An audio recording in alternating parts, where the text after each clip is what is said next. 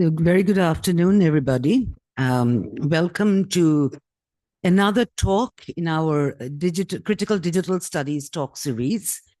And I'm very delighted that we have an old friend, Ramon Rispoli, to talk to us today about the digital doubling of the world during COVID times. So Ramon is a professor of design at the Department of Architecture in the University of Naples Federico II in Italy. His research deals with design and architectural theory in their socio-technical, political, and ecological dimensions. He finds himself close to the science and technology studies domain. He's also interested in the neo-materialist and post-humanist turn of scholarship today. Now, he has a big corpus of publications in Italian. And I tried to use Google Translate to make up a list, but it was too complicated. I didn't want to make mistakes. So Ramon, if I could request you to tell us a little more also about your other work from some years back so that we know you better. So Ramon, over to you. Okay. Thank you so much, Prathama. Thank you so much, Ravi, and thank you all for being here. Yes, well, if I just have to squeeze it within a couple of minutes, I will say that, yeah, I'm like, my research is mainly concerned with the, as you said, the political and ecological implication of design and architecture, mostly relying on STS, neo-materialism, and post-humanism, I would say. I kind of like I run, like, for example, like a book series which is called Terraformazione in Italy, which is about you know, this understanding of this kind of ever increasingly blurred dividing line between nature and technology, we will say. So like pretty much all issues and topics that have to do with STS. And I got very interested in material politics over the last 5 to 6 years, because I also taught and coordinated a master course in Barcelona, which was called basically Politics of Technology. And so I'm very much interested in that political aspect of technologies, mostly like kind of like relying and drawing upon Latour, John Lowe, and the STS theory. But I will have probably will have time to delve into that even further later on. This contribution today is basically one of the outcomes of a research project, a 3-year research project that I led between Italy and Spain between 2021 and 23.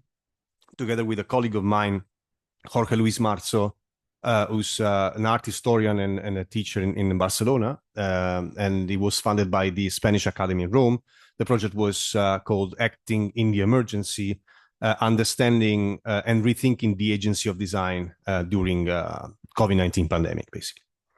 And it was also like a way to understand which is the agency, which the agency of design is in kind of like tackling all the challenges that we are confronted with nowadays.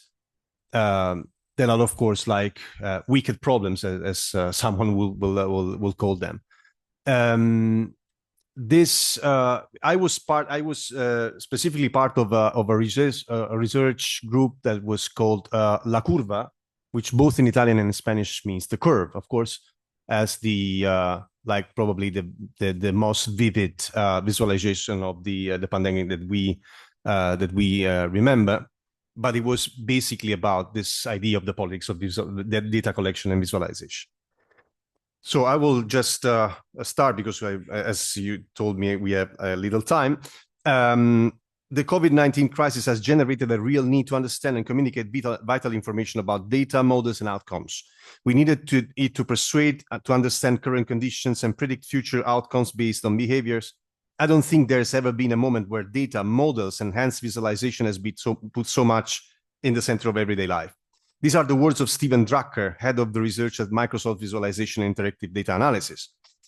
And if it's true that during the pandemic, the practices and methods of government have been more data-based than ever, Drucker highlights that it was not just a question of data, but also of their visualization, decisive in the construction of the collective imaginary, as well as the concrete experience of the pandemic. The visual literacy that accompanied the COVID-19 has made the public familiar with various visual tools, from linear graphs, the well-known curves, as I was saying, to bar charts, from choropleth maps to more complex dashboards, as you all know. I should... yeah, okay, so I can... yeah, here we go. So we are talking about the curve as the most vivid and powerful visual tool that we associate with the pandemic. But let's go back. Of course, we all know that the statistical curve appeared for the first time in the commercial and political atlas by the Scottish economist William Playfair in the late 18th century. And since then, it has been both a graphic expression and an operational tool of what French philosopher Michel Foucault defined as biopolitics, to refer to the radical transformation in the logic and methods of government that took place precisely at that time. In the Europe of the second half of the 18th century, according to Foucault, the practice of governing and administering shift their main focus of interest from the territory to the population, intended in a biological sense. From that moment on, birth rates, death rates, or the incidence of various pathologies on a national scale and everything connected to it, including public health expenditures, became fundamental parameters for monitoring the health of a state, understood not only in the medical, but also in the socioeconomic sense. This went obviously went hand in hand with the new capitalist dictates of productivity and maximization of the workforce. And the way in which the different national states have faced the COVID-19 has been and still is an exemplary case of biopolitical management, focusing from the outset upon statistics and the implementation of measures from the containment of the infection and deaths. I came across this. This is the flatten the curve. I'm sure that you are all familiar with all this this slogan that appeared, I think, like 4 or 5 months into the pandemic. All this idea of that also kind of like takes for granted that there's also already a visual literacy that people understand what flatten the curve means, right? But I came across this study that I found really interesting, and it's called "Why It's So Freaking Hard to Make a Good COVID-19 Model." Because, well, what these 3 researchers did was to understand how we could actually came to like an objective definition of what a death from COVID-19 is. And it's very interesting. Even if one wants to reduce the variables influencing the total number of deaths to 3, which are the infection rate, like in the 3 colors, the infection rate, the lethality rate, and the population at risk. These in turn depend on a much wider range of other variables, from age to comorbidity factors, from the capacity of hospital structure to the availability of health treatments and vaccines, from the representativeness of the data collected to the severity of the measures to isolate the infected. Not to mention the fact that also the latency should be considered. That is, the lethality rates should be calculated with respect to the number of people infected 2 or 3 weeks earlier. So this makes this kind of diagram very complicated to navigate.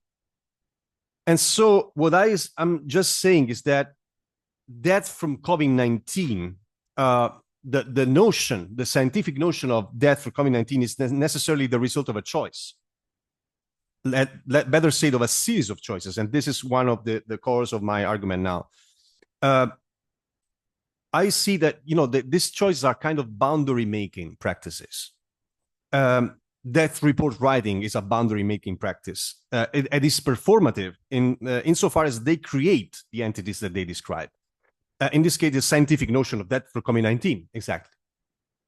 I refer to Karen Barat, one of the most influential voices of contemporary feminist epistemology, And she says that basically also the notion of death for COVID-19 would be the result of an agential cut, she would call it. She said through agential cuts, certain entities are made distinguishable. They are brought to the surface against a background in which everything is intertwined.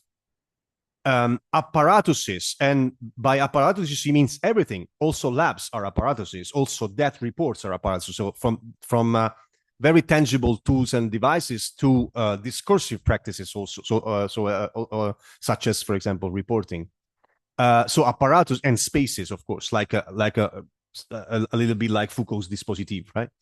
Apparatuses enact agential cuts that produce determinate boundaries and properties of entities within phenomena, where phenomena are the ontological inseparability of agentially interacting components. Hence, apparatuses are boundary-making practices. Things do not persist, and with things, by things, I could also refer to a death from COVID-19. They are agentially enacted and become determinately bounded and property within phenomena. And this is the same thing that John Law will say in the SDS field. He says every act of enactment inherently entails an act of exclusion of the alternatives that have been present and all the others that have remained completely absent from the picture. So knowledge is therefore not something already contained in the world that science must bring to light, but rather something which is constructed by science itself in a continuous process of redefinition and recalibration. From this perspective, the expression raw data is an oxymoron, as Lisa Gitelman says. Raw data simply do not exist because data are always mediated, processed, insofar as they are always the result, uncertain and partial, of the criteria and tools used to collect them. And the same partiality that characterizes data and their production also applies to their dissemination through the various tools of visual communication. So how graphs constitute themselves as a specific kind of epistemic objects, that is, objects that are used to create and communicate knowledge, what is their capacity of veridiction? What are their regimes of truth, to say also in Foucault's terms? And what are the effects of power that go along with them? What is their social performativity? That is also something I was interested in. And how and to what extent are they able to produce effects to affect the world in a direct way? And this is even more crucial during a health emergency like the one of COVID-19, in which the public's dependence on the media is even stronger. The inevitable partiality of visualization becomes a particularly problematic issue when one understands to what extent they are capable of influencing collective behavior concerning health protection. Among their consequences, more or less direct, there could be even the overload of health facilities.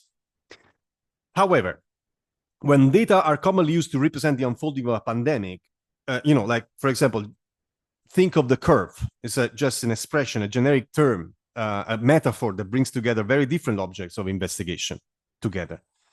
Because if in a linear graph, the x-axis always refers to time, the y-axis can refer to the trend of infections, to the number of patients admitted to intensive care, to the death, or even to the number of vaccines that were carried out. So we are kind of like using the generic term, the curve, to actually mean to refer to many things together. And also, in addition to the what, there is also the how, as you know. In the case of infection, for example, the graphs can refer to the number of new daily positives, which implies that the curve can undergo increases or decreases depending on the day. But they also be cumulative, that is, relating to the total number of infected people in a certain unit of time, in which case the descent is decidedly slower. And there is more. The curves can follow, as you know, a linear scale, which refers to increases or decreases in absolute value, or logarithmic scale, in which the variation of the slope of the curve are much more significant than those of a linear scale curve, because they refer to changes in the proportion of the phenomenon in question. 1 second. This is a linear curve, as you know, and this is a logarithmic curve.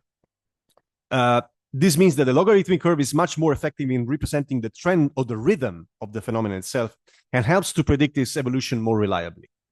For this reason, just over a century ago, in 1917, the North American economist and statistician Irving Fisher praised the logarithmic scale, curiously a few months before the outbreak of the Spanish flu, an event that saw the first systematic use of contagion statistics. And for the same reason, many researchers say that the logarithmic scale was to be preferred over the linear one, in representing the trend of hospitalization from the COVID, insofar as it offers a more reliable pictures of the pressure on hospitals and the ability, therefore, of intensive care units to cope with increasing number of patients. Anywhere and however, well, these are all comparison between the logarithmic and the linear curve. Anyways, the opposite seems to happen when the comparison between the linear scale and the logarithmic scale concerned the trend of deaths. In the first month of the pandemic, a group of Italian researchers, this four, carried out a series of interviews with people where alternatives shown one or the other visualizations of death for COVID. Those faced with the logarithmic scale demonstrated a much lower understanding of the graphs, but also, above all, they declared themselves less worried about the progress of the pandemic, and consequently were less in favor of the choice to continue to keep non-essential services shut. The reason was perhaps to be found, according to them, in the fact that the linear scale gave the impression of a growing pandemic without any sign of improvement, while the curve on the logarithmic scales appeared flatter and therefore more reassuring. In this specific case, therefore, the use of the linear scale seems preferable, they say. This is yet another study, a more recent one, on the impact of visualizing deaths on risk perception. And the comparison was instead, here it was the weekly incidence curve and the cumulative one. So those who were interviewed, those interviewed were shown the second curve, the cumulative one, felt most at risk, which obviously in the case of deaths, like the first can, like the cumulative curve can only go up, obviously. So this was, for example, well, the variation in the perception of risk of the cumulative curve is represented in the first of the two diagrams. But we go on with this. The risk of presenting pandemic data. Here, the flow diagram shows that the contagions are apparently decreasing, but the cumulative and stock diagram shows that this is not the case. So stock formatting in this case communicates what flow formatting obfuscates. The total number of cases is still going up. And we can also consider, so for example, this is very significant in this. Something tells me a lot of folks think the curve bending downward means it's less likely that you get infected if you go out than before the shutdown began. It's also orders of magnitude more likely. And also the issue of the latency, right? So the effects of a lockdown will start to appear 2 weeks later because of the incubation period. So there were people who criticized the lockdown because they say, well, I mean, the trends are not changing. Well, let's wait for 2 weeks, you know? So I just go back to Karen Barad. She said, well, going back to the picking up on what I was saying about the performativity of representation. Performative approaches call into question the basic premises of representationalism and focus inquiry on the practices of performances of representing, as well as on the productive effects of those practices and the condition for their efficacy. And I think we just kind of like went into some of the examples of the social performativity of different kinds of tropes, I would say. Representationalism is the belief in the ontological distinction between representation and that which they purport to represent. In particular, that which is represented is held to be independent of all practice of representing. That is, there are assumed to be two distinct and independent kinds of entities: representation on one side, and entity to be represented on the other. Well, I just like to delve into even more into this idea and to the notion of tropes. I came across these two images that I always use in my classes when I talk about how the Apple Apple tried to sell the idea that they were kind of like selling many iPhones, and so it was kind of like successful. While if you just look at the curve, it depends on which curve you use, of course. Or this other very interesting case that basically Fox, which is very kind of like, was very much supporting the Bush government. They say, well, if Bush tax cuts expire, you will have like a sharp increase in taxes. But of course, it depends on the kind of criteria that you use to represent that difference, like and the scale that you use. But this is even more entertaining. It's a kind of grotesque way of like to frame this idea of correlation. You basically can correlate everything if you want, right? Okay, so let's this is Donna Haraway.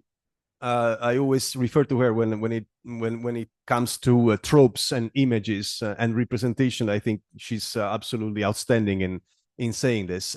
Verbal or visual figuration can be condensed maps of contestable words, or language, including mathematics, is figurative. That is made of tropes constituted by bumps that makes us swear from literal mindedness. I think it's very interesting to actually kind of elaborate a little bit on the etymology of trope, which is the Greek term, the Greek verb trepo, which means to bend, to twist. So every trope is a twist. Every trope is a bend. Every trope is a mediation, basically, right? So and everything is a trope. Well, and as far as this is concerned, I will just like to briefly mention something also that I came across. Of course, I don't know if any one of you is familiar with the notion of syndemics. Syndemics was basically a term that was put forward by an anthropologist, Mary Singer, that says that basically any epidemic is also syndemic because it kind of like overlaps biological and social factors. And of course, we are all aware of that. In the case of the COVID-19, it was more evident than ever.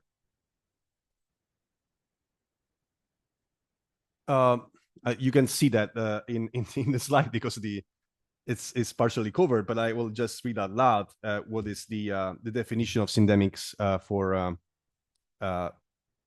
Mary Singer: a set of intertwined, mutually reinforcing health and social problems. And so, of course, politics of counting, politics of statistics. Who gets counted in a trope, in a statistic, right?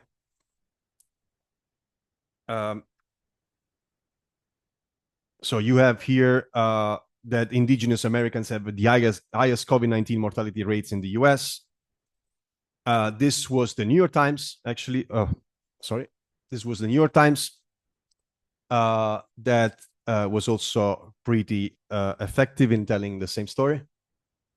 So, when it really matters where you do the math from, and this is a quote from a very interesting book by these two Spanish and Italian researchers, Ramirez Blanco and Spampinato, who published this book, Pandemic Visual Regime, in 2023. And they say, more than just a psychological reflection, the pandemic was also a mirror to very material inequalities in society, because it exposed those with lower income, bodily fragility, and less access to healthcare to a much more significant threat to survival. The pandemic regime was a regime of visibilities and invisibilities. Much of it remained unspoken and, most of all, unseen. And here, some terms proposed by the French philosopher Jacques Rancière can come in very useful. If it is true that infographics constitute a certain distribution of the sensible, as he will call it, that is a very precise way of ordering some aspects of the real, of categorizing them, of sizing them, of comparing them, and establishing their condition of visibility with respect to others' phenomena.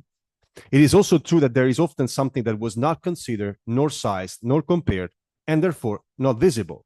In this case, the situation of greater fragility and risk of the weaker segments of the population. What Rancière himself will call the part of those who have no part, paradoxically. Like share of population staying at home. These are this was a very powerful text that came out in the New York Times by Sarkis in 2021. So, like, correlating these two aspects, income and mortality rate, or case ratio compared with white population. So also like something to be seen in an intersectional manner, as you see here. but there are more cases of this. 1 second.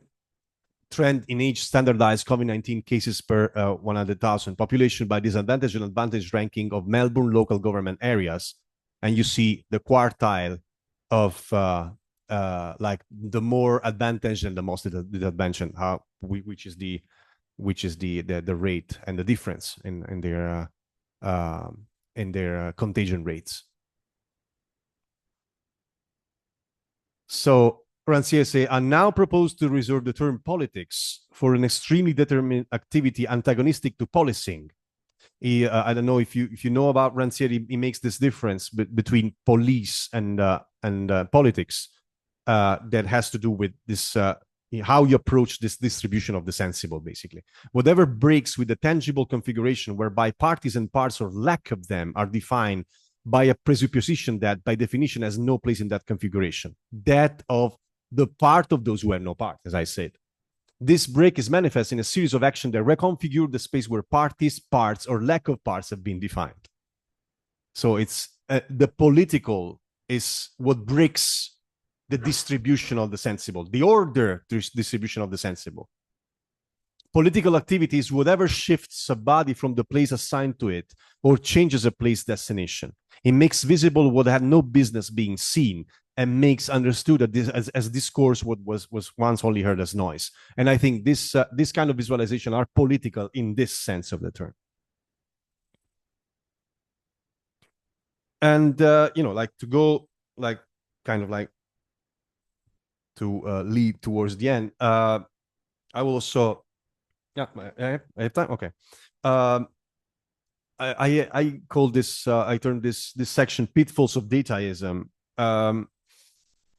There are like other things to be said also about post-truth and COVID-19. I think. 1 second, this is not working anymore. Okay, no. Okay.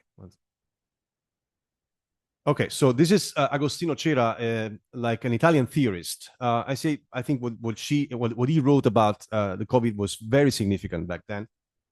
I would like to highlight, in other words, the risk posed by the possible rise of a new creeping idolatry or ideology, what Harari calls dataism.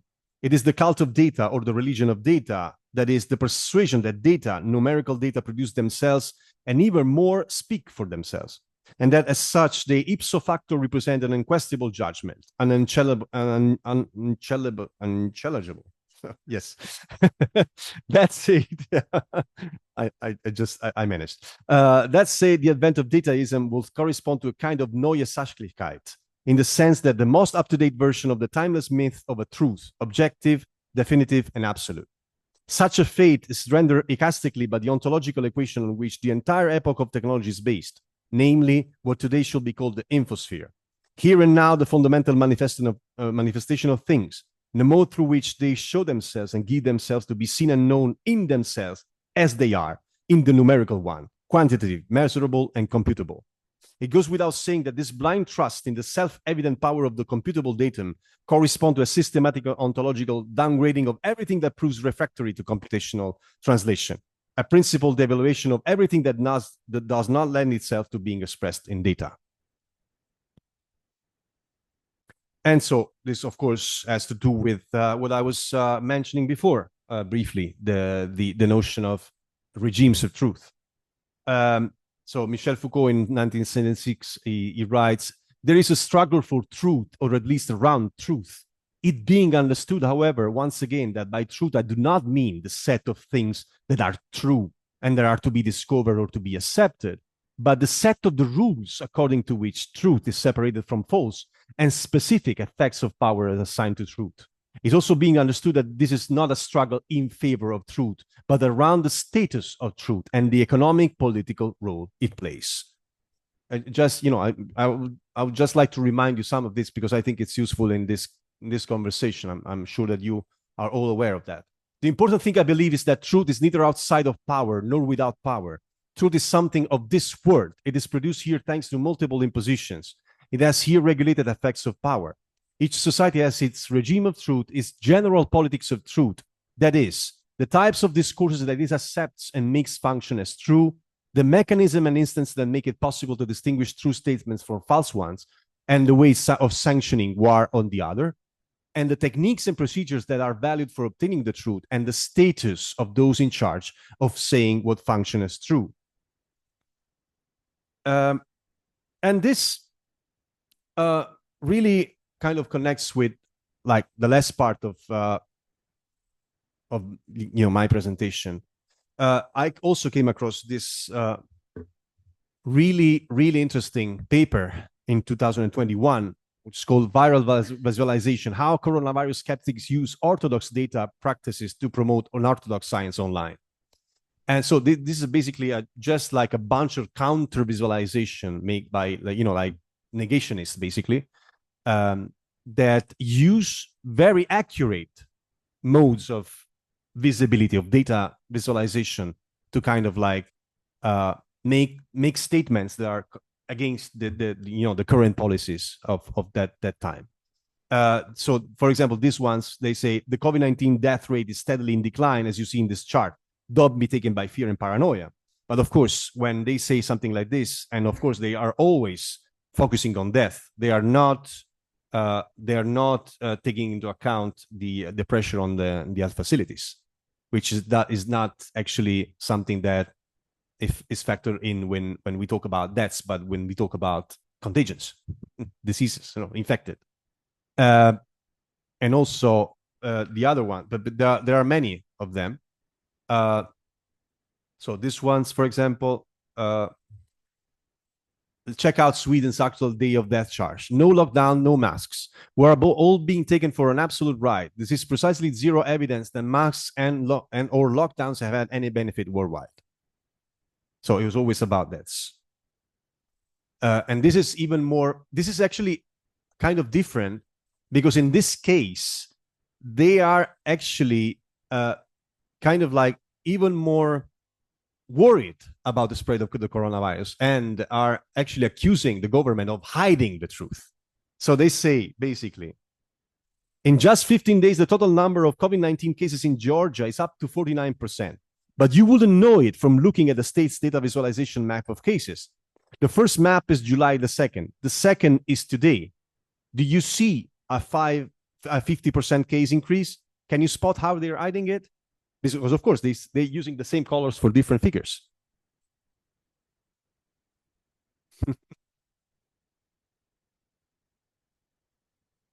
Well, there are many of them, like this one, for example. But, this one, I really hope all the people who are scared of COVID, truly scared, and not just trying to keep the economy shut down, look at this chart and understand its implication. In March, over 7% of those hospitalized with COVID died. Today is just over 1%, and deaths keep falling. And they always focus on deaths. They never focus on like the pressure on hospitals and on health facilities. So my point is, many argue that the insufficient clarity of the information transmitted by the media could undermine people's trust in science. However, the solution is not the elaboration of clearer and more reliable, more transparent modes of representation. We are confronted, I think, with a deeper problem, which is epistemological in its nature, epistemological and political, and which concerns the credibility of science and its claim to be the custodian of incontrovertible truths. Some North American researchers were focused upon those situations in which, paradoxically, the same data sets and sometimes even the same graphs made public by official health institutions have been used to reinforce negationist and conspiracy positions. Those according to which the virus was almost completely harmless, on those that blamed the various national governments for hiding the truths, whatever the truth was. So I think the whole point is, as Jacques Rancière would say, politics revolves around what is seen and what it can be said about it, around who has the ability to see and the talent to speak. So it's a real and outright politics that has to do with regimes of truth and the effects of power that come from saying the truth, I think.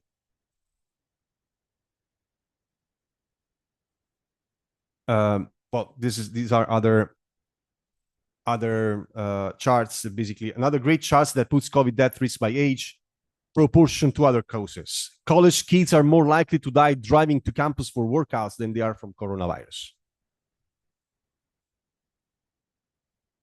And yeah, well, I mean, I had like many other slides. I don't know if I have time to go through them, but you know, I would like to kind of like stop it here or like around here because I think it kind of like it can boost a conversation among us. This is Bruno Latour, one striking paper from 2011 from Realpolitik to Dean Politics, and he says the problem is that transparent, unmediated, undisputable facts have recently become rarer and rarer. To provide complete undisputable proof has become a rather messy, pesky, risky business. And to offer a public proof big enough and certain enough to convince the whole world of the presence of a phenomenon or of a looming danger seems now almost beyond reach, and always was. Thank you. Thank you.